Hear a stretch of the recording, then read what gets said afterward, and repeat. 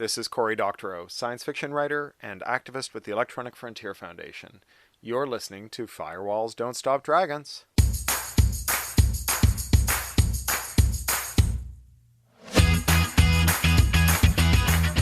Hello, everybody. Welcome back to Firewalls Don't Stop Dragons. I'm your host, Kerry Parker, and this is episode 213, March 29th, 2021. And I'm actually kind of bummed. I missed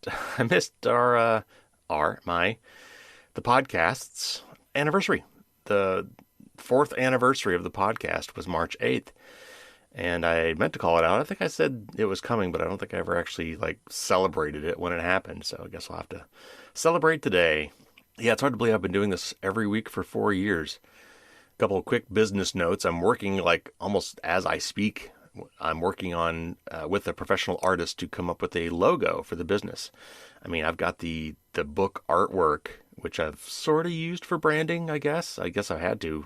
You know, if you look at the blog and the podcast and the book, they all share the same image that was chosen for me by A-Press. Now, I had some input on that choice.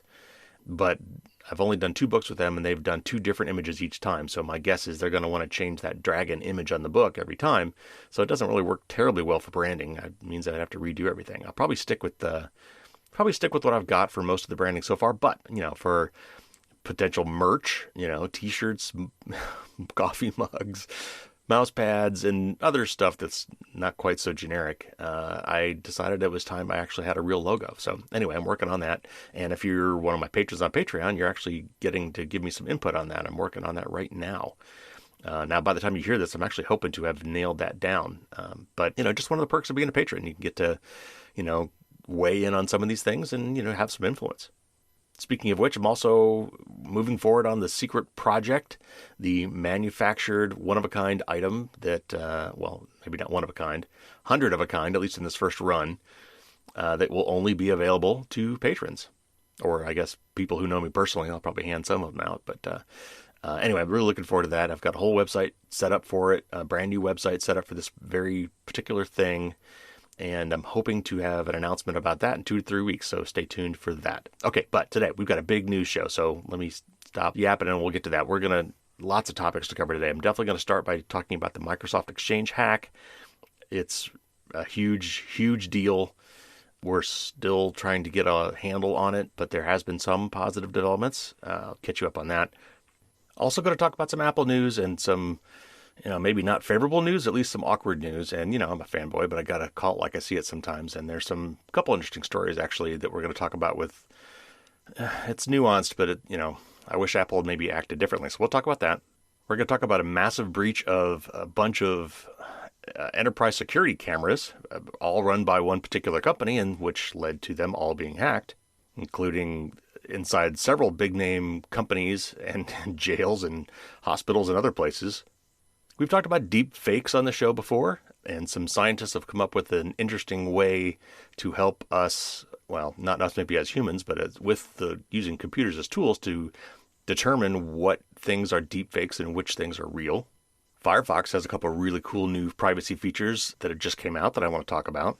Amazon has decided to add really invasive surveillance cameras to all of its delivery trucks. And there's one particular aspect of that in the news recently that's getting a lot of play. And there was a pretty startling article in one of the Dallas Morning News, which was for Texas, but honestly it applies to just about every state in the United States, and probably also true around the world. So it calls out an issue that I've talked about before, but I wanted to bring up again because it's really just horrible. If you are a T-Mobile subscriber, and that would include people that were brought in because they used to be Sprint subscribers, or if you're an MVNO subscriber, which is Mobile Virtual Network Operator, a fancy name for kind of like an offshoot of T-Mobile, one of the cheaper brands that they reuse the T-Mobile network. Anyway, if you're in any way related to T-Mobile, you're going to want to change some privacy settings because of some new opt-out tracking that they are starting this month. And finally, we're going to talk about a recent hack. Well, not really a hack in the sense of computer hacking, but more of a life hack or a process hack used by some nefarious people to intercept SMS messages, which is should be the final nail in the coffin for anybody who thinks that SMS is the way to go for two-factor authentication, and so that will lead to our tip of the week. So, lots of news to get to. Let's get to it.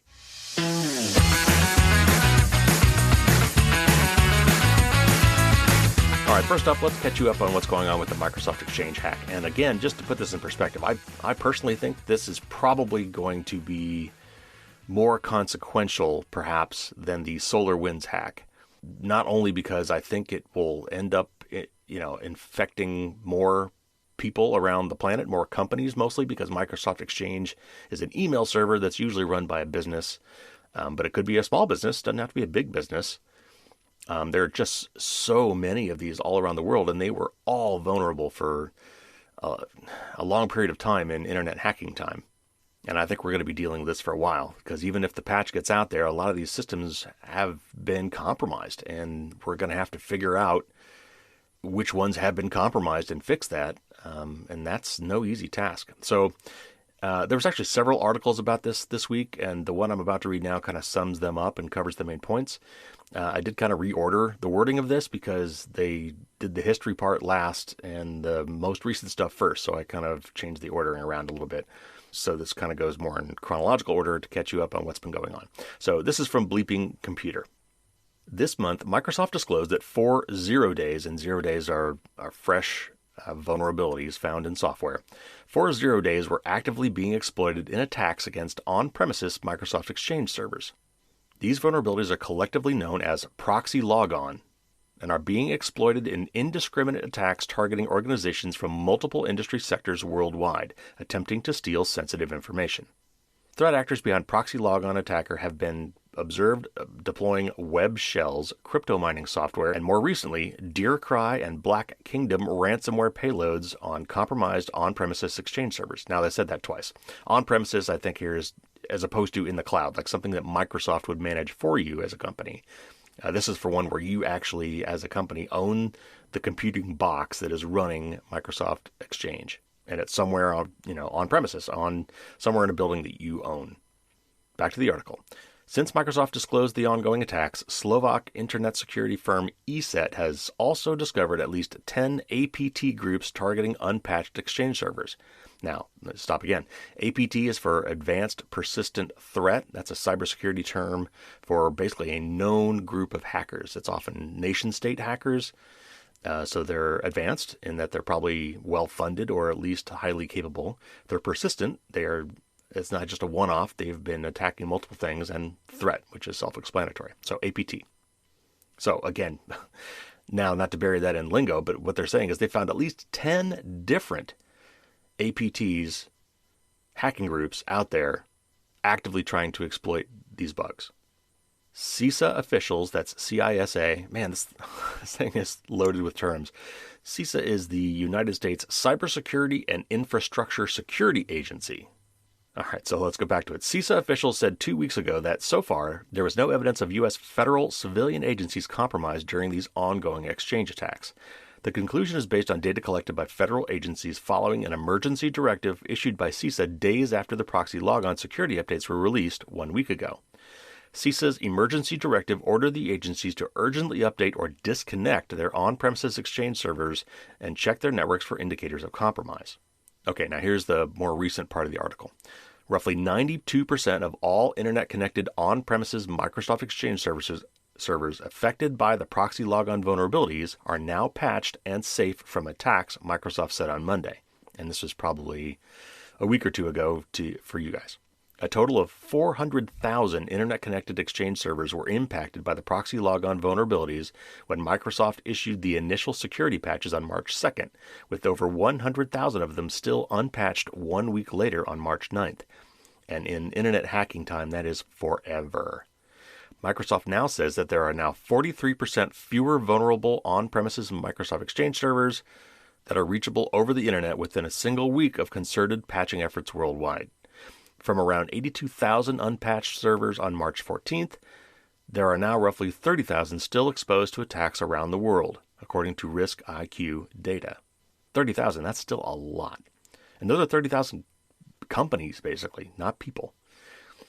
Microsoft published additional sets of security updates after March 11th, covering over 95% of all vulnerable versions exposed on the internet and step-by-step guidance to help address those ongoing attacks. The company also released a one-click Exchange on-premises mitigation tool to enable small business owners to quickly mitigate the recently disclosed proxy logon vulnerabilities, even without the help of a dedicated security team. That was crucial. They should have done that much earlier. Additionally, Microsoft Defender Antivirus has been updated to automatically protect unpatched Exchange servers from ongoing attacks by automatically mitigating the actively exploited proxy logon bugs. Okay, so there's more to that article, but I think that covers the key points. So, in summary, this was really bad. This affected a lot. Microsoft Exchange is used everywhere. It is the email server of choice for most businesses. And because of that, the bad guys know that, and they targeted it, and they found some bugs that have been there for years. And first of all, they use those to get into the network. Once they were in the network, they were then able to put all sorts of other malware in the network. So basically, even if you go back and fix the vulnerabilities, you probably have been already compromised if you didn't do it quick enough. And again, this has all become automated, especially when you're talking about APTs. These groups look for patches to come out from Microsoft or known vulnerabilities, and if they're bad enough and widespread enough, they just automate it. They just attack everything indiscriminately. Because who knows, right? I mean, they may, even if they don't even know who this company is, maybe someday in the future, if they could plant a back door in their systems, they might want to take advantage of that someday. So this is really bad. Microsoft seem to have really dropped the ball on this. I can't imagine they're not going to be open to some sort of congressional scrutiny or perhaps even class action lawsuits, once damage actually starts being done as a result of this problem. From everything I know, they were warned about this and had at least a full month, if not two, to issue a patch. And it sounds like what they did is they waited for their regular patch Tuesday, and they missed one patch Tuesday, so they waited for next month's to release the patches, and did, but that's just too long. And then it seems like perhaps, and I think this is being investigated, that somebody leaked the fact that this bug was out there. I mean, there's obviously the security researchers who found it and notified Microsoft. And then after that, there's a certain small group of people within Microsoft and the security researchers, and perhaps, I don't know who else, might have had access to that information, but it looks like that information may have gotten out. Because before the patch was released, there was a flurry of hacking activity using this exploit. We're going to be picking this one apart for a long time to come, but it's really ugly. And Microsoft finally got on the ball and made it easier and basically almost impossible not to get these fixes put out. I would submit they should have done that to begin with. I would also say they shouldn't have waited for Patch Tuesday to fix this. This should have been an out-of-cycle bug fix. But anyway, it is what it is now, and we're just going to have to keep dealing with it. It sounds like they're closing up a lot of the holes, but there's still some out there. And again, even if these systems do get patches to fix the security bug, more than likely, because their systems have been open and vulnerable to the public internet for weeks, these 10 APTs, among others, have almost surely installed backdoors. It would not surprise me if these systems are multiply hacked. Like there are probably at least 10 backdoors installed on many of these systems from those 10 APTs. So it's going to be ugly. But anyway, I'll keep you posted. Let's go on to the next news article. Actually, a couple of them here. So there's been a couple cases in the news recently about Apple and things they have done. One with a VPN app, and one with regard to demands from Russia about apps that must be installed on all devices. They're each a little different, but they're related. Let me read them separately and talk about them separately. Let's start with the VPN one. And this has to do with Myanmar, which is in the middle of a coup, honestly. And the citizens there are having trouble communicating with the outside world because the people in charge have been trying to block access. And of course, a VPN is something you might want to have handy in situations like that. So Proton VPN, from the makers of Proton Mail, ran into a situation where their app was threatened to be removed. I don't think it was actually removed from the Apple Store because of some language they had in their app description. The CEO of Proton Mail, Andy Yen, who I have had on the show before as an interview guest, and actually I'm hoping to get back soon because it's been a while, posted a really nasty letter about this, but it turns out that maybe it was a little overblown. I don't know. But anyway, that's kind of the setup. Let me read this article, and it was on multiple sites, but this is Mac Rumors coverage of this story.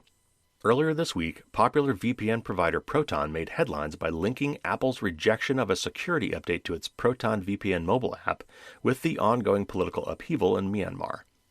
In response, Apple today provided Mac Rumors with a timeline of events regarding the app update. In a blog post dated March 23rd, Proton founder Andy Yen wrote that Apple rejected, quote, important updates, unquote, for its VPN app related to security on the same day that the UN recommended people in Myanmar use Proton Mail, an encrypted email app also developed by Proton. Yen claimed that signups for Proton VPN, quote, spiked to 250 times the previous average daily rate, unquote, in the days following the military coup, making Proton VPN an essential tool for people on the ground, and accused Apple of putting profits ahead of human rights by blocking the update. Specifically, Apple rejected the update due to an excerpt from the app's description which encouraged users to, quote, bypass geo-restrictions or content limitations, unquote. Proton VPN's App Store description previously read, quote, whether it is challenging governments, educating the public, or training journalists, we have a long history of helping bring online freedom to more people around the world, unquote. Proton told Mac Rumors earlier this week that the rejection came completely out of the blue on March 17th, given that the app had always had the same description without any issue or rejection from Apple. Now, Apple has provided Mac Rumors with a more concise and specific timeline of events. In a statement, Apple says that all apps made by Proton are available and have remained available for download in Myanmar, seemingly rejecting the narrative put forth by Proton that it had deliberately withheld the update due to the situation on the ground. Apple says it approved Proton VPN's latest App Store update on March 19th and says correctly that Proton published the update to users 2 days later on March 21st. Proton VPN, another 2 days later, published a blog post correlating the rejection to Apple limiting free speech and human rights in Myanmar. And then it gives a blow-by-blow of these dates, but I think we basically just covered it. So let me just read Apple's statement to Mac Rumors. Apple told them, quote, all apps made by Proton, including Proton VPN, have remained available for download in Myanmar. We approved the most recent version of Proton VPN on March 19th. Following this approval, Proton chose to time the release of their update, making it available on March 21st, while subsequently publishing their blog post on March 23rd, unquote. Apple founder Andy Yen told The Verge that due to the emergency in Myanmar, Proton decided to remove the excerpt from the app's description that Apple had objected to, which, quote-unquote, finally allowed the update to be released to users. Despite the clarification from Apple, what remains Proton's point of contention is the sudden strict enforcement of App Store guidelines. App Store Rule 5.4 states that VPN apps must, quote, not violate local laws, unquote, and Apple viewed Proton's description as a violation of the rule, despite Proton's claim that Apple had no issues with it in the past. It's still unclear what motivated Apple to enforce this particular legal rule more strictly on this occasion, but the timing is certainly unfortunate for the company from a PR perspective given Myanmar's current political situation. Meanwhile, Apple continues to push back against the perception that it is abusing its position as a platform arbiter as it faces multiple watchdog investigations and antitrust legal cases brought against it by developers unhappy with its App Store policies. Okay, so I'm not really sure what else to say about this. This is a thorny situation. You know, Apple has an ecosystem that is closed. It's a walled garden. And if you want to play on the Apple products in the Apple Store, you've got to go through Apple. And Apple has rules. Apple, being a global service provider as well as a product manufacturer, has taken the stance that it tries, whenever possible, to obey local laws and restrictions for its products. Unfortunately, what that means is that in some areas, like China, Russia, North Korea, Myanmar, I guess, Turkey, other countries with more authoritarian governments, or something else going on, in this case Myanmar having a coup, you know, these countries often put undue or maybe undemocratic type restrictions on these products, and Apple has to basically decide, am I going to stop selling products in these countries? Is that the right answer? Or should I comply with their local laws and regulations, even if we don't agree with them, perhaps for a greater good? Is it better that the people in that country have zero access to Apple products and all the apps that run on Apple products? I don't know. That's a tough one, especially the way capitalism runs currently in the United States. And that is when these companies incorporate, they're literally responsible to their shareholders almost at the expense of all else. And were Apple to pull out of one of these markets, particularly a big one like China, for example, I would think the shareholders under that clause of incorporation might have means and, to sue Apple. I don't know. It's tricky. There's what's right and wrong, and there's what's legal, and those don't always line up. So anyway, there's another one here, another article about Russia. So let me read that, and then maybe I'll philosophize some more. Okay, this one's from Wired. Beginning in April, new iPhones and other iOS devices sold in Russia will include an extra setup step. Alongside questions about language preference and whether to enable Siri, users will see a screen that prompts them to install a list of apps from Russian developers. It's not just a regional peculiarity. It's a concession Apple has made to legal pressure from Moscow, one that could have implications far beyond Russia's borders.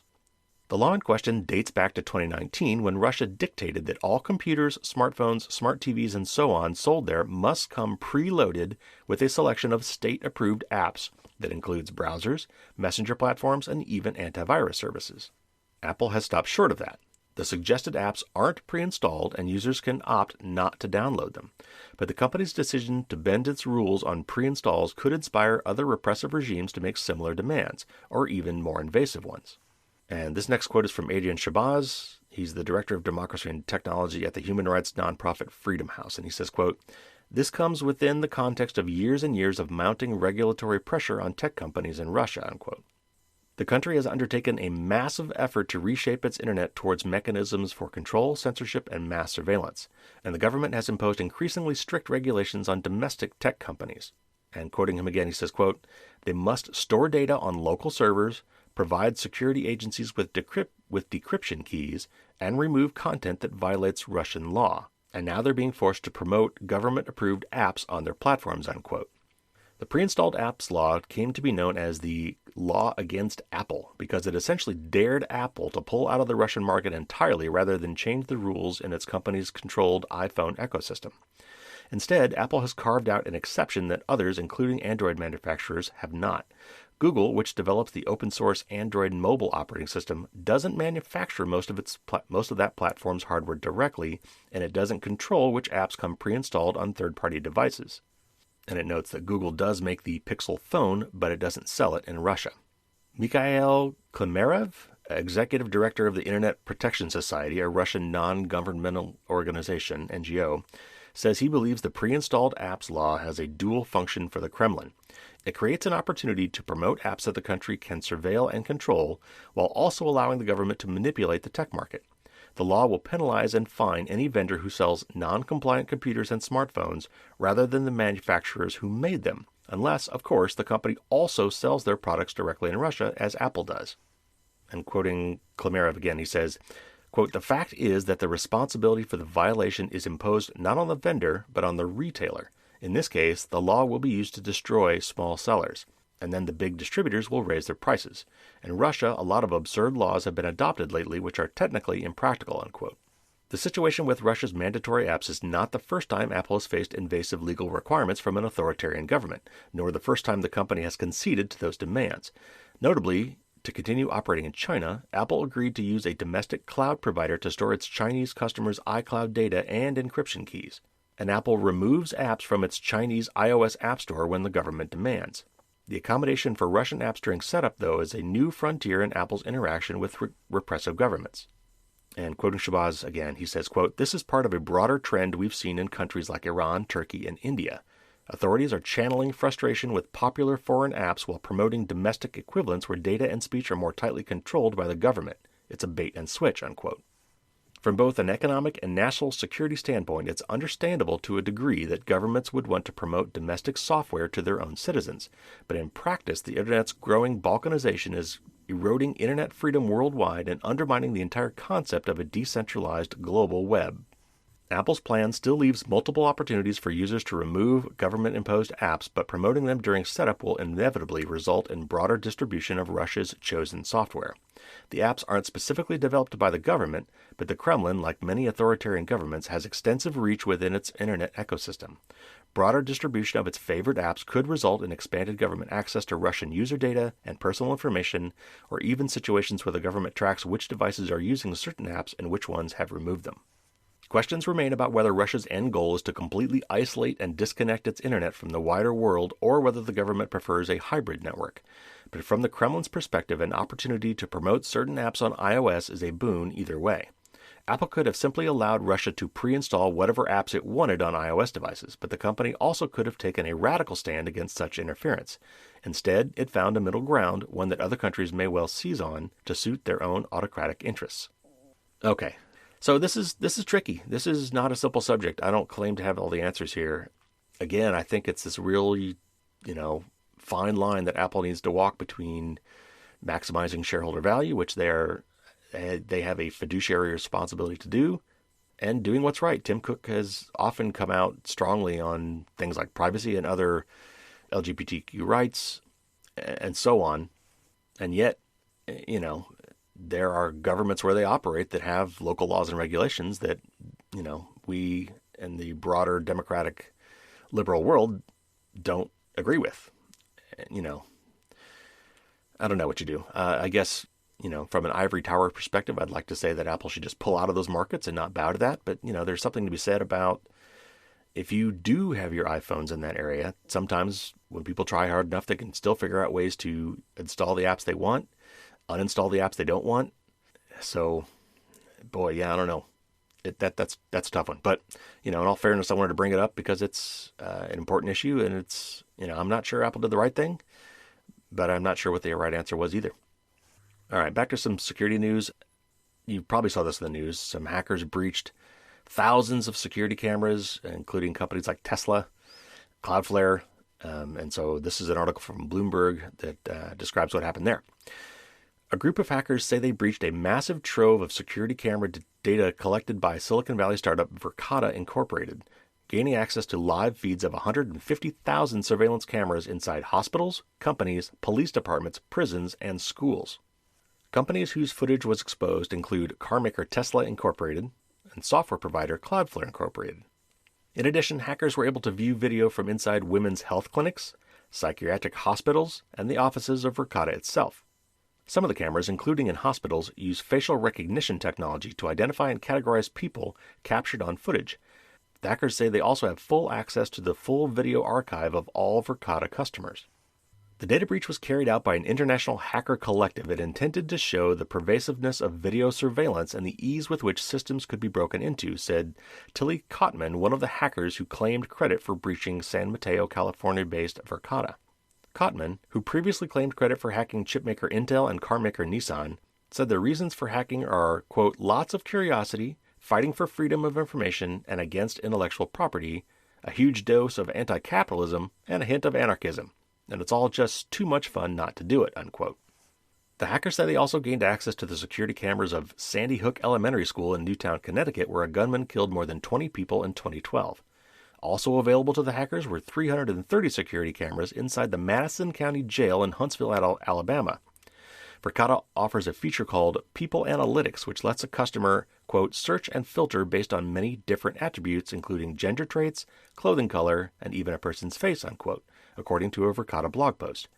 Images seen by Bloomberg show that the cameras inside the jail, some of which were hidden inside vents, thermostats, and defibrillators, track inmates and correctional staff using the facial recognition technology. The hackers say they were able to access live feeds and archive videos, in some cases including audio, of interviews between police officers and criminal suspects, all in the high-definition resolution known as 4K. And this is a quote from a Verkada spokesperson. Quote, "We have disabled all internal administrator accounts to prevent any unauthorized access. Our internal security team and external security firm are investigating the scale and scope of this issue, and we have notified law enforcement." And there's a couple quotes here, one from Cloudflare and one from Tesla. It's just details, basically them saying, yeah, it wasn't that big of a deal. What they looked at wasn't that big. It wasn't that big of a deal. But to me, the bigger deal was the hack. And they did follow up with one more thing, saying other companies identified in the story didn't immediately respond to requests for comment. Representatives of the jails, hospitals, and schools named in this article either declined to comment or didn't immediately respond to request. Okay, so there's some company that sells a apparently cloud-based surveillance, a camera-based surveillance system that includes audio in some cases with super high resolution to many companies, jails, hospitals, schools, and so on. And it was hacked. And because all of this video was stored centrally and was not properly secured, these hackers had access to every one of those cameras and apparently a large backlog of recorded video. So there's lots of probably morals to the story, but the one I want to call particular attention to is this. The only data you can't hack or steal is data that you don't collect. If you collect it, if you store it, it's going to get loose. Data should be seen as a highly toxic asset to try to contain, collect, and hold. You should collect the absolute bare minimum. You should get rid of it as soon as you no longer need it, and it must be securely contained. My guess is that this company failed on most of those fronts. Certainly the latter one. Okay, a little more positive news maybe. We've talked about deepfakes on the show before. These are computer AI-driven, it used to be pictures, now it's actually full video that typically allows you to take a person, preferably somebody who's already gotten a lot of pictures and video taken, celebrities, politicians, famous people, and get them to say and do things that they didn't actually do, but makes it look like it was them doing it. So let me read this article from the Next Web about a technique scientists have come up with to try to discern in an automated fashion when a deepfake has been created versus a real video. Deepfakes are being used for a range of nefarious purposes, from disinformation campaigns to inserting people into porn, and the doctored images are getting harder to detect. A new AI tool provides a surprisingly simple way of spotting them. Look at the light reflected in the eyes. The system was created by computer scientists from the University of Buffalo. In tests on portrait-style photos, the tool was 94% effective at detecting deepfake images. The system exposes the fakes by analyzing the corneas, which have a mirror-like surface that generates reflective patterns when illuminated by light. In a photo of a real face taken by a camera, the reflection on the two eyes will be similar because they're seeing the same thing. But deepfake images synthesized by GANs, G-A-N, I'll explain that in a second, typically fail to accurately capture this resemblance. Instead, they often exhibit inconsistencies, such as different geometric shapes or mismatched locations of the reflections. The AI system searches for these discrepancies by mapping out a face and analyzing the light reflected in each eyeball. It generates a score that serves as a similarity metric. The smaller the score, the more likely the face is a deepfake. In other words, the less similar the reflections are in the right and the left eye, the more likely that image was generated by a computer and is not real. The system proved highly effective at detecting deepfakes taken from This Person Does Not Exist, a repository of images created with the Style GAN2 architecture. However, the study authors acknowledged that it has several limitations. The tool's most obvious shortcoming is that it relies on a reflected source of light in both eyes. The inconsistencies in these patterns can be fixed with manual post-processing, and if one eye isn't visible in the image, the method doesn't work. It's also only proven effective on portrait images. If the face in the picture isn't looking at the camera, the system would likely produce false positives. The researchers plan to investigate these issues to improve the effectiveness of their method. In its current form, it's not going to detect the most sophisticated deepfakes, but it still could spot many of the cruder ones. Okay, so I said I would explain what a GAN was. That's an acronym, G-A-N, for Generative Adversarial Network, which perfectly explains it, right? Now you know exactly what I mean. No. It's really actually quite clever. So what some of the AI and machine learning researchers have figured out is it's kind of not enough to take something you want to try to generate a fake of and just let a computer algorithm look at a whole bunch of faces and then try to generate a new face that's not of a real person. And that's happened, by the way. And if you look at those, they're quite astounding. They basically take several pictures, let's say 1,000 pictures of middle-aged white men, and then takes lots of those characteristics and kind of randomizes them: hair color, eye color, nose shape, face shape, whatever, and then generates a brand new face to a person who doesn't exist. But if you look at it carefully, you cannot tell that it's not a picture of a real human. And so what they figured out, which was kind of cool from a purely technical standpoint, is they've actually taken two separate, artificial intelligence networks and pitted them against each other. Basically, they have one part of it that it's trying to generate the fake image, and then another part of it that's trying to figure out that it's not real or that it looks funny or looks wrong. And you pit them against each other, and it's basically two computers fighting against each other, and the results end up being a lot better. Obviously you need to tune both sides of that to a certain degree, but the results have been quite astounding, and that's where a lot of these deep fakes have come from. So again, I think this is interesting. I think it's important that we're actually looking for ways to discover deep fakes because they're so good now. I'm going to put a link in the notes if I haven't talked about this already. There's a TikToker who generates these Tom Cruise deepfake videos that are just amazing. Now, what they did is they took somebody who's actually, I think it's a Tom Cruise impersonator. So he already kind of looks and like Tom Cruise. He knows how to act and move and has the Tom Cruise facial expressions and vocal, styling. And then they mapped Tom Cruise face on top of it. So it's not something you're just going to take your grandmother and make her look like Tom Cruise. But I cannot tell the difference. I do not see anything amiss. When I look at these videos, I cannot tell that is not actually Tom Cruise. So you got to figure that, politicians like presidents, congressmen, MPs around the world, famous people in general are going to be subject to this. And it's going to be really hard to tell the fake from the real. And to paraphrase somebody, the lies spread 1,000 times faster on the internet than the truth. And so you get one convincing deepfake video of a famous person, perhaps a politician, saying something really bad or really consequential, and spread that through social media before someone has a chance to say, no, that's not real. And there could be a lot of damage done. So it is important that we are working on tools like this to help find and spot these fakes. But this was a very simplistic way of doing it. It was interesting. But obviously the first thing I'm going to do if I'm somebody who's putting together these GANs is I'm going to set up my GANs to make sure that the reflection in both eyes are the same.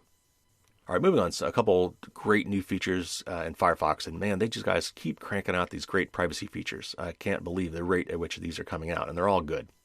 And again, Firefox is the browser I like. Chrome, Safari, Brave, and others are already implementing some of these things, have implemented some of these things. It's kind of an arms race. But the thing is, Firefox in particular, and Safari, don't have built-in conflicts of interest that Chrome does. And we're actually going to be, Chrome's come out with some, they're talking about, quote-unquote, killing third-party cookies with this new technology that they're calling Flock. And I'm going to have a whole show devoted to that. We're going to bring on somebody from EFF, I hope, to talk about that. So anyway, I'm going to save that one for then. But for now, let's talk about these cool new features in Firefox. A couple really short articles here. First one from Apple Insider. Firefox 87, which is available right now, brought with it a new feature that Mozilla is calling Smart Block, which will activate when operating in private browsing and strict tracking protection modes. For many websites, when third-party trackers are disabled, crucial parts of the page break. This includes everything from images not appearing, features not working, forms not submitting, or entire pages failing to load. Smart Block was designed to answer this problem. The company states that it, quote, fixes up web pages that are broken by our tracking protections without compromising user privacy, unquote. Firefox accomplishes this by providing local stand-ins for the blocked content, which behave similarly to the blocked content.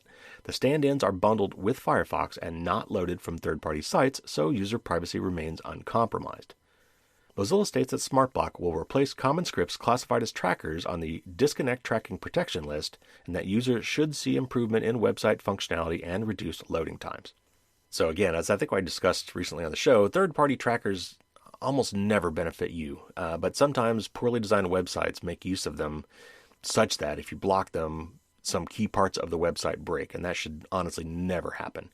But this new feature from Firefox is there to address those sites, which is great. And here's another article from ZDNet about another feature. Mozilla Firefox will soon include a revised referrer policy to tighten up queries and better protect user information. Firefox 87, which we just mentioned, that's already out, just came out last week, will cut back on path and query string information from referrer headers, quote, to prevent sites from accidentally leaking sensitive user data, unquote. In a blog post on Monday, developer Demi Lee and security infrastructure engineer manager Christopher Kirschbaumer said the latest browser version will include a, quote, stricter, more privacy-preserving default referrer policy, unquote. And they're going to throw around some kind of funky terms here, but don't worry about it. I'll kind of summarize it when we're done, as usual. Browsers send HTTP referrer headers to websites to indicate which location has referred a user to a website server. Full URLs of referring documents are often sent in the HTTP referrer header with other sub-resource requests. And while this may contain innocent information used for purposes including analytics, private user data also may be included. Referrer policies aim to protect this data, but if no policy is set by default, this often defaults to, quote, no referrer when downgrade, unquote, an element that Firefox says does trim down the referrer when navigating to a less secure resource, but still, quote, sends the full URL, including path and query information of the originating document as the referrer, unquote. And again, I'll explain this in a minute. Just let me get through the article. The no referrer when downgrade policy is a relic of the past web when sensitive web browsing was thought to occur over HTTPS connections and as such should not leak information to HTTP requests. Today's web looks much different. The web is on a path to becoming HTTPS only, and browsers are taking steps to curtail information leakage across websites. It is time we change our default referrer policy in line with those new goals. And sorry, that was a quote from Mozilla. As such, Firefox will introduce strict origin when cross-origin as default in the web browser's referrer policy, which will cut away sensitive user information, including path and query string, accessible in URLs and in requests going from HTTPS to HTTP, as well as cross-origin requests. And this is a quote from Mozilla again. It says, Firefox will apply the new default referrer policy to all navigation requests, redirected requests, and sub-resource requests, thereby providing a significantly more private browsing experiences, unquote. And it does note here that Google Chrome introduced also a stricter default referrer policy in version 85, which I think was last summer, alongside speed improvements. Yeah. Okay, so a lot of jargon there. When you click on a link, your web browser sends a request to the server. So let's say you search on tennis shoes and you get a bunch of links and one of them goes to Amazon and you click on the link that goes to Amazon looking for tennis shoes. Included in the request that goes from your web browser to Amazon is a whole bunch of information. It's not just the link that you clicked on. It's lots of things, including things about your computer, like your screen size, what version of the OS, what OS and what version you're running, what version of the browser you're running, and all sorts of other stuff. But including there is also, and these are all under what we call headers. These are all just a header is a title for a type or category of information that is sent as part of this request. One of the headers is the referrer header, and that's been there since day one back in the World Wide Web. And basically back in the day, what they thought was, hey, wouldn't it be cool if the site you're going to knew where you're coming from? You know, maybe that would inform them as to how best to serve you. Okay, but unfortunately, if you have ever looked closely at the links that you click on, particularly after maybe you've submitted a form or you've kind of drilled down into a website to look at more and more things, you know, your address bar, your current location on the web keeps changing. And if you kind of look at that closely, there's lots of stuff in there. There's a path. So it might be amazon.com/shoes/men/tennis or whatever, because you drilled down and now you're looking not just at general Amazon, you're looking at men's tennis shoes on Amazon. Also in there may be things like search parameters like size 12 or blue or Nike or something like that. And oftentimes that information is all appended to your web link, such that if you copied that link and sent it to a friend, hey, here's some cool shoes I'm looking at, what do you think? If they click that link, they would be taken to the exact same thing that you're looking at, because buried in that web link is all the information they need to get to the precise view you have of that page on that website. Now, let's say you're done looking at shoes, or better yet, if we're thinking in terms of privacy, let's say you are on healthcare.gov, or you are on your doctor's website, or WebMD, or maybe some substance abuse site, or Planned Parenthood, and you have just submitted a request for information form. Yes, I'm pregnant. I'm 18 years old. I'm not married. I'm considering an abortion. Let's say that website was dumb enough to include all that information as query parameters in the URL. And now you say, okay, now I'm going to go to Amazon.com, or now I'm going to go to Google.com. In the request, for whatever link you click on next, that takes you away from the privacy compromising site you're on now to some other site that should have no information whatsoever about what you're doing. In the refer header for the request you make to the next website is the link that you just came from, potentially including all of that really private information I just talked about. So, what Firefox is doing now is basically, if you're in strict mode, which I think you should all be in on Firefox, if you go into the preferences and look at security and privacy, set your mode to strict, or custom if you want to make it even more strict than that. Now, Firefox 87 and beyond will trim out all that extra crap. So that at least now, if you're at WebMD searching on a specific sexually transmitted disease, and some of that information is buried in the link for the page you're on, and you now go to google.com, the only thing that Google will get is webmd.com. They won't get /STD/syphilis, question mark, age equals 18, question mark, pregnant equals true. All that extra stuff gets stripped off in the referrer header, so that the site you're going to does know that the last site you were on was WebMD, but they don't know all the juicy details, perhaps, of what you were doing on that website. So that's a great thing. Honestly, it's a simple thing that I can't believe we didn't do a long time ago, but it's great that it's now finally done.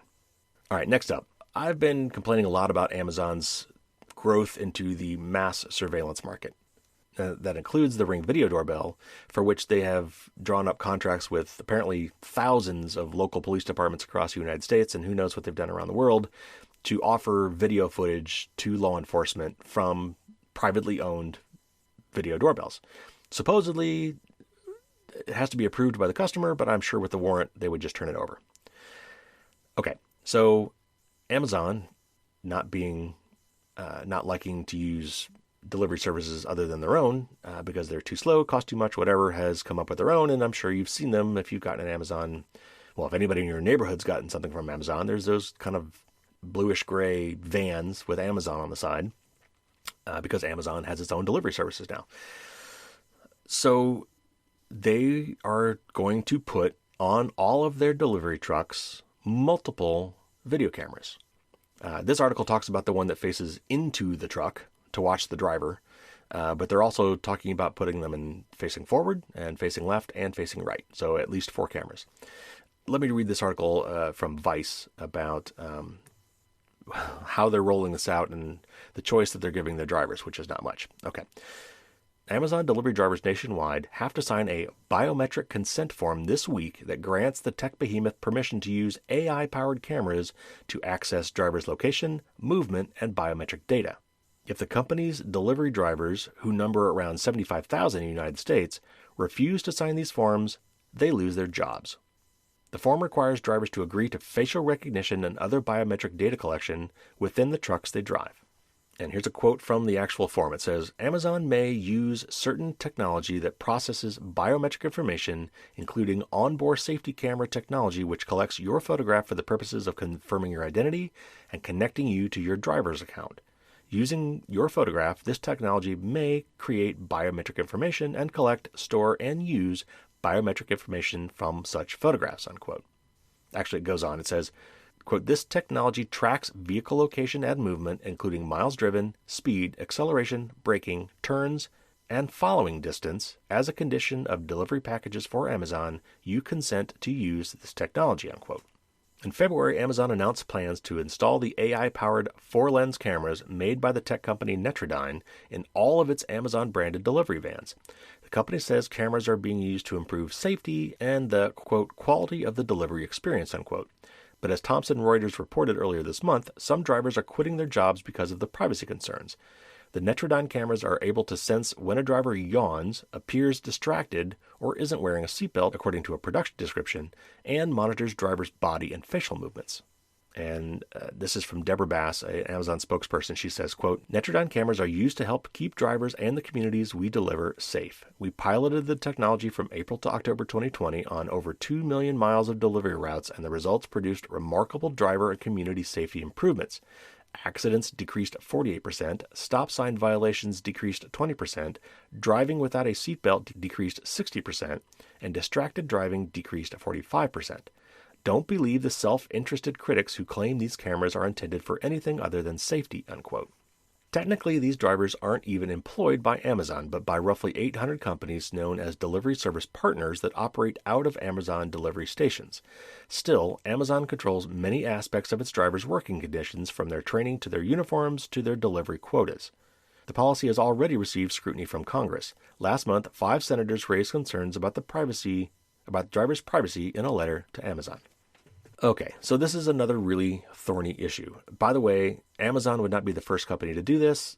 A lot of long-haul truckers, companies like that also have similar technologies built into their systems to monitor their drivers, not just location, but I've read that they also have internally facing cameras to watch the drivers. This is not a new thing, but it's getting a lot of press because Amazon is already having it's having a lot of problems right now with PR around worker conditions and mass surveillance. But that said, we are really forging ahead with a lot of new technologies without fully considering the impacts. And while I obviously support things that make drivers be safer, better drivers, avoid accidents, that's all good. But I do also believe that there are ways to do this without violating even a worker's privacy. Once you're an employee, and again, because they don't want to be full-time employees, they have to pay health insurance and that kind of stuff. They're all contractors, through third-party companies. So Amazon could avoid giving them health insurance. And again, Uber, Lyft, others have done the same thing. It's not just Amazon. This is just kind of a modern way of doing things in the U.S. and then probably around the world.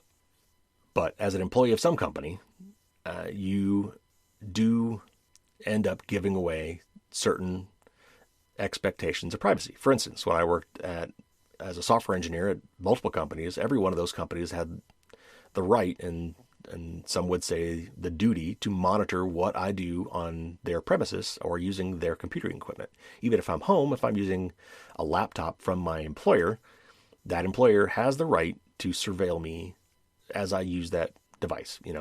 What I've installed, when I use it, what I use it for, what websites I go to. They can even turn on the camera and the microphone. That's within their legal right. I'm not saying that any of this is outside of Amazon's legal right currently. But what I am saying is, just like employee surveillance and student surveillance, we've got to come up with a better way to do it. And students and employees and workers do have some expectation of privacy, even when working for a company, being a student at a school. We still have to draw some lines somewhere, and currently there aren't any. So this is a developing area of law. Organizations like the EFF and EPIC and others are all over this, the ACLU. So expect to see a lot more of this stuff in the news and coming up as lawsuits, and hopefully we'll find some happy medium. But before I go, the other thing here is there's 3 other cameras we didn't talk about in this article, and those are the ones facing front, left, and right. And like Ring video doorbells, you can bet that Amazon is snarfing up that video and making it available to law enforcement for a price, or the government, or private investigators, or who knows. It's just, why not? Don't leave money on the table. That is the way capitalism currently runs. And so if we're going to have these cameras for safety, why not also use them to collect all sorts of other data? Let's use license plate readers to record every vehicle we see, when and where we see that vehicle, because we've got GPS as well. Let's record faces, so that maybe if we happen to drive by a burglary in progress, or a car accident or something else going on, we can turn that over to law enforcement. Obviously, there are some good uses to this, but there's also a lot of really horrible uses for this, and we can't judge a technology based strictly on the best possible outcome. Okay, man, sorry, I had a lot to get off my chest apparently today. We still have a few more articles to get through, but they're all good. Hang with me here. This next one is from the Dallas Morning News, and it's another privacy issue, and I would argue it's a security issue. They usually go hand in hand, and they're often couched as privacy when in actuality they're really security, or both. So let me read this article from the Dallas Morning News about how Texas is selling out its citizens' data. Over the past 5 years, state governments sold your identifying data to hundreds of companies for $450 million. Until now, we never knew the amount. It was a state secret. It's much higher than anyone imagined, but State Senator Jane Nelson, a Republican from Flower Mound, used her powerful position as chairperson of the Senate Finance Committee to force out the numbers. Where do phone spammers get information about your car to call and try and sell bogus extended warranties? State government. How did spammers get your name, mailing address, driver's license number, VIN, vehicle identification number, make and model of your car, auto loan information, date of birth, even your photo? State government. Who helps facilitate identity theft? State government. Want to buy 30 million Texas vehicle records, including registration and title? Cost is $5,000 plus 38 cents for each 1,000 you buy. Want weekly updates? Put $1,755 in an escrow account and pay $135 a week. The Watchdog, which is the name of this column in the Dallas Morning News, the Watchdog first reported the selling of your data in 2015, but until now we never knew how much this data was sold for. It turns out an average of $90 million a year. Thank you for digging out this outrage, Senator Nelson. The theft of driver's license and vehicle records for 27 million former and current Texans, revealed first by the Watchdog in November, and we talked about that on the show here, turned the spotlight on state-sponsored privacy violations. Suddenly, state lawmakers in both parties say they are angry that selling our data has gone on for years. Now they say they wish to curtail it. Driver's license records come from the Texas Department of Public Safety, while vehicle records are maintained by the Department of Motor Vehicles. Other top data sellers are the State Health Services, TXDOT, which is Department of Transportation, I'm sure, Texas Education Agency, and the Workforce Commission. More privacy bills were introduced in this year's Texas legislature than ever before. The Texas driver and vehicle data was lost by Vertafore, a Denver-based insurance software company that didn't secure it properly. Some of the information was found on the so-called dark web, an online marketplace used by criminals to buy information. The Watchdog tips his hat to one of America's top privacy lawyers, Joseph H. Malley of Oak Cliff. Malley has filed a class action suit against Vertafore. 2 other lawsuits were filed by other lawyers in Houston and Denver, but Malley did something the other lawyers didn't do. The Privacy Crusader, as he's nicknamed, filed an open records request for government emails related to the Vertafore data loss. What Malley learned is a terrible finding about state government's poor handling of the records. Turns out Vertafore was not authorized to receive state records for the past 5 years, but the company got them anyway. In 2015, Vertafore merged with another company and should have reapplied formally for the data, but that never happened. Malley told me this means that Vertafore never had a proper contract with the Department of Motor Vehicles to get the data that was breached. TXDMV spokesperson Caroline Love said Friday, quote, "The motor vehicle records that Vertafore improperly released in March of 2020 included information on vehicle registrations issued to individuals before February 2019. Contracts for recipients of motor vehicle records with the TXDMV include a requirement to immediately notify the department when significant changes in ownership occurs," unquote. TXDMV's contract was with QQ Solutions, the company Vertafore merged with, when it should have been with Vertafore. After buying the Texas data, Vertafore acted irresponsibly by placing the data on an unsecured server that was freely accessible to anyone on the internet, lawyers in the Houston lawsuit charge. The data was available for 5 months without password protection or encryption, that suit alleges.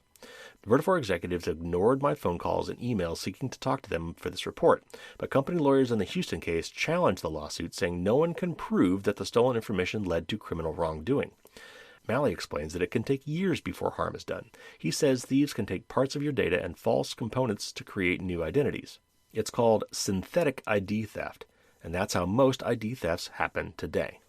Okay, so this actually talked about a couple different things, right? It talked about, first of all, discovering how much money that the state made off of this data by selling it to other people, and that was quite a lot. And again, this is Texas, but I know for a fact that many other states do similar things. They get all this juicy information from your driver's license and other things that you apply for through your state, and they turn around and they sell that data to other people. Why? Because they can. And obviously, Texas in particular was being very cagey about it. But as these stories crop up, you can bet that there's going to be a lot of lawyers, and journalists filing Freedom of Information Act requests to get at this data, which should be public. But here's the other thing, and this article brings it home toward the end there, and that this was, this is touted sort of as a privacy violation, but it's actually also a security violation. Because if I can get enough information about you, I can generate a fake identity based on your information, either in part or in full, and then ruin your life. And the other thing that it brings home, and I want to call attention to this, in that last paragraph there, it says that, it can often take years before harm is done. And a lot of these cases are trying to get dismissed because, the companies are saying, we can't prove that anything bad happened as a result of this. That cannot be our standard for judging culpability or responsibility in data theft. But currently that is kind of where things stand. In order to have, a lawsuit, or in some cases a class action suit, you have to be able to show harm, financial harm, usually, not even just privacy harm, but direct financial harm. And that can be really hard to do. Like, how can you prove that, that someone stole your data from this particular breach when there's so many breaches? I mean, if I was a lawyer trying to defend somebody in this case, I would just say, well, they probably got it from Equifax in the Equifax breach. How would you prove otherwise? It would be very, very difficult. So we've got to change the standard here. It's not just enough to say, well, you've got to show that because this data leaked, you were actually caused financial harm, because that harm may not come later, and it may be very hard to trace back to a particular data breach. Data breaches on their own need to have severe criminal financial penalties. All right, moving on. T-Mobile, if you're a T-Mobile subscriber, and this article is from Android Central, but I'm pretty sure this is probably true for anybody using T-Mobile, whether it's Android or iOS, has decided that they are going to sell your data, and they're going to do it unless you tell them not to. In other words, it's going to be an opt-out decision, not an opt-in decision. And again, we in the U.S., we have no laws that force them to do otherwise. So this is not unexpected. But we're kind of getting into tip of the week category here, so you're kind of going to get a twofer this week. So if you happen to be on T-Mobile, this will be important for you. So I'll read from the article, and as part of this article, it will tell you what to do to opt out. So here from Android Central, it says, when it comes to wireless carriers in the U.S., T-Mobile has built a reputation for doing things a little differently than its rivals. Often the plans and promotions pushed by the quote-unquote un-carrier have earned praise and admiration from customers and commentators, but a new move by the communications company isn't being seen in such a positive light. According to a recent report, T-Mobile has updated its privacy policy and will now automatically share customer web and app data with third-party advertisers. If this leaves a sour taste in your mouth, you do have options, for the time being. Don't think that just because you're a former Sprint customer that you're immune to this new policy, for it affects you too. At the time of this writing, Sprint customers will have to call customer support through the Contact Us form on Sprint's website or send an email to privacy@t-mobile.com. Metro by T-Mobile customers, and Metro is an MVNO, which I talked about earlier. Metro by T-Mobile customers can follow similar steps as listed above. Well, in this case, it's below because I changed the order of the article. From their account profile. The only folks who are currently exempt are those who access T-Mobile's network through a Google Fi plan. Okay, how do you do it? And this is going to walk you through how to do it, first of all, on your mobile phone from your T-Mobile app on your Android device. I assume it's similar for iOS. I don't have T-Mobile, so I can't verify this. But you could also do this through your web account as well. So let me walk through the way you do it on your app first, and then it's very similar, but I'll tell you how to do it on the web. So first, you have to open up your T-Mobile app on your Android phone. And again, I assume you can do this on your iOS phone as well. You may have to download the app first. Tap on the More tab in the bottom right corner. Tap on Advertising and Analytics. Then tap on one of the phone numbers in your account. I guess this brings up all the phones associated with your account. You may not have more than one, but if you do, you have to do it for each one. tap to toggle off the setting for Use My Data for Analytics and Reporting, and then also toggle off the setting for Use My Data to make ads more relevant to me.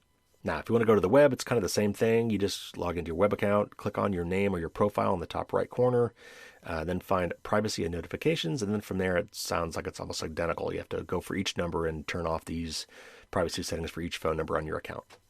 And by the way, there was a law set to take effect under the Obama administration to prevent exactly this sort of tracking by mobile carriers that was struck down by the Trump administration. I don't know why this is a political thing. It shouldn't be. Privacy is not a political subject. I don't get that. But anyway, we got to fix that. Okay, now on to my final story, and then we'll get into the main tip of the week. And this is about SMS being hijacked. And why that is important is because two-factor authentication, which is a fantastic way to secure your accounts, crucial, I'd say at this point, for anything important, often uses text messaging or SMS to send your one-time PIN code for your enhanced login. You put in your username and password, and then sometimes in certain situations you're challenged for this further piece of information. Usually if something is fishy, like you're logging in from a new location or you haven't logged in for a long time or something like that, to make absolutely sure that it's really you, meaning that it's not just something your password, it's something you have, your cell phone. Unfortunately, the problem with this is that SMS or text messaging, standard old, text messaging services, while ubiquitous, are not terribly secure. And in this one particular case, it was shown that it's trivially insecure, meaning that all of our two-factor authentication needs to move to what we call TOTP, or time-based one-time password mechanisms, which I've talked about on the show before. It's like Google Authenticator or Authy, which I happen to prefer Authy. It's an app you put on your phone that you synchronize once with your account when you set it up by scanning a little QR code, and then every 30 seconds it generates a new PIN code. And when asked, you just show it the current PIN code, which is much, much more secure. Nothing is sent to your phone. It's all based on time of day. So as long as all the clocks are in sync, the PIN code you have in your phone is the one that they expect you to send. Okay, so with all that as background, let me read this article from Mac Rumors.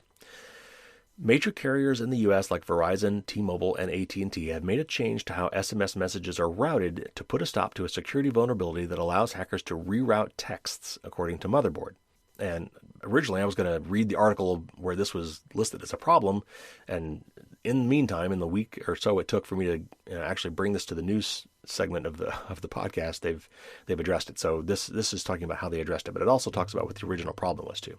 So let me get back to the article. It says, carriers introduced the change after a Motherboard investigation last week revealed how easy it is for hackers to reroute text messages and use the stolen information to break into social media accounts, or really any account. The site paid a hacker $16 to reroute texts using tools of a company called Sakari, which helps businesses with mass marketing. Sakari offered a text rerouting tool from a company called Bandwidth, which was supplied by another company called NetNumber, resulting in a confusing network of companies contributing to a vulnerability that left SMS texts open to hackers. The hacker hired by Motherboard was able to access Sakari's tools without any authentication or consent from the rerouting target, successfully getting texts from Motherboard's test phone. Sakari is meant to allow businesses to import their own phone number for sending mass texts, which means a business is able to add a phone number to send and receive texts through a Sakari platform.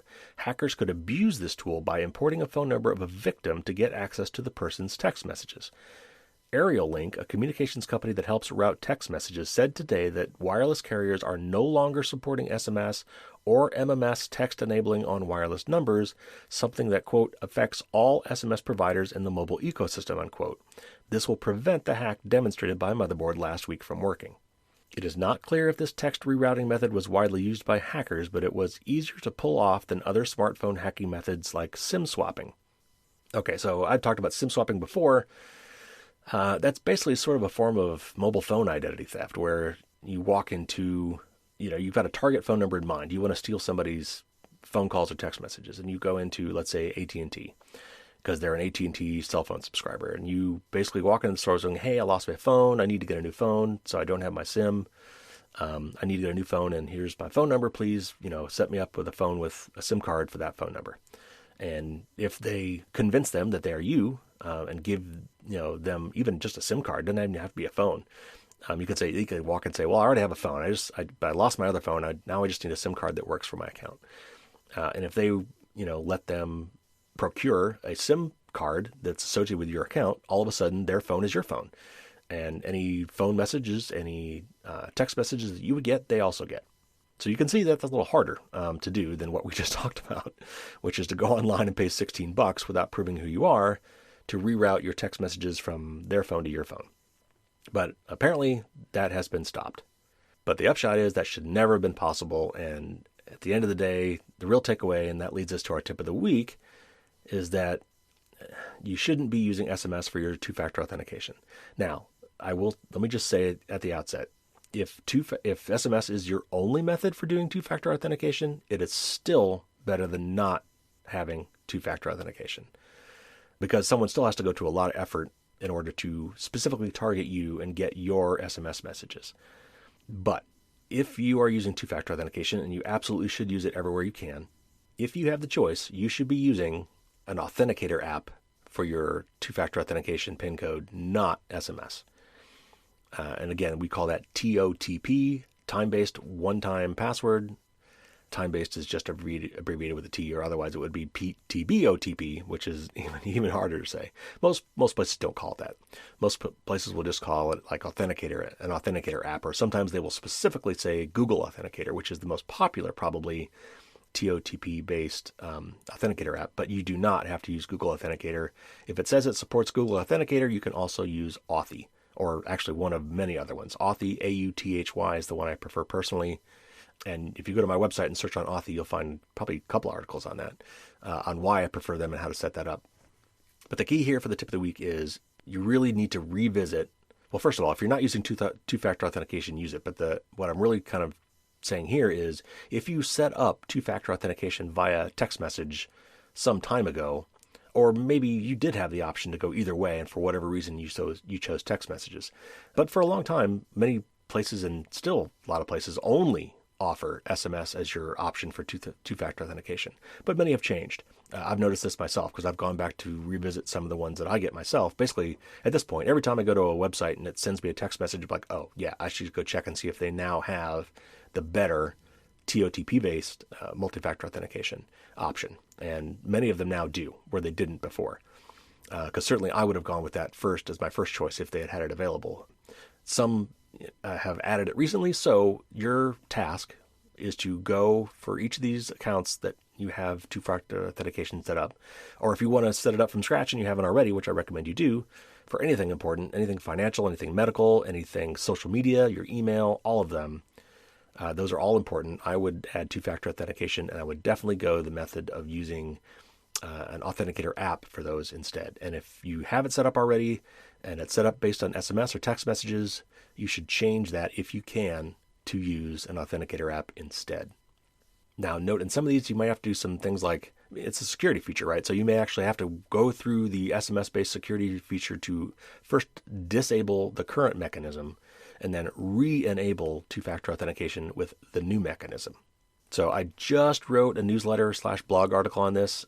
So if you go to firewallsdon'tstopdragons.com, you can find a very recent article with lots of details on this. If you've signed up for my newsletter, you've already gotten this information, and you should definitely go do this. And there you have it. That's the news and the tip of the week.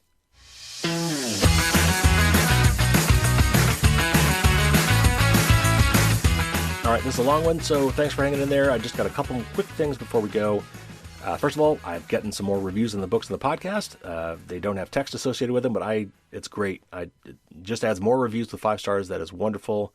Thank you so much to everybody who's done it. I will try to keep an eye on those, and as they come in, certainly if anybody posts one that actually has text, I will absolutely read that here on the air as a small thank you. But those really do make a huge difference, and it's important actually that they keep coming. They do get stale, so particularly on Apple's iTunes podcast page and Amazon's book page, those are the best places to leave reviews if you're going to do it. But obviously, anywhere you buy the book, anywhere you listen to the podcast is a great place to leave a review. And thank you so much to those who have done it, and in advance to those who will do it. And also, if you haven't already, if you or maybe someone you know would like to subscribe to my Facebook page, please do. And also the newsletter. Again, it comes out every 2 weeks on Sunday, and every one of them is meant to have some relevant, actionable tip to help protect your privacy or security. And maybe you're already subscribed, which is great, but please consider, telling your friends and family, have them subscribe as well. I'm trying to reach more people, and so word of mouth really, really helps. Next week, we'll have part 1 of my interview with Phil Zimmerman. Always very interesting. He's the infamous creator of Pretty Good Privacy back in the 90s. If you want a little primer, you can go back and listen to my first interview with him. I'll try to remember to put a link to the show notes for that. But he's a very interesting man, and we talk about several subjects. So be prepared for that next week, part 1. And also for my patrons, there will be lots of bonus content that I got. We had a really long talk, so I'm going to carve out some of the maybe more political aspects of the things we talked about probably, and put that into bonus content for my patrons. All right, that's going to do it today. Thank you for tuning in. Subscribe if you haven't. That way you'll never miss another one. I hope you're all signing up and getting in line to get your shots. Maybe if you're really lucky, you've already gotten your vaccines. There is a light at the end of the tunnel, folks. We are getting there. The after times are coming. But we've got to get out there and get this done. We're in a race against time, against variants popping up. So get out there, get it done, help others do it as well. And sooner or later, we'll all get to hug each other again and have dinner together again and go to parties together again. And can't wait to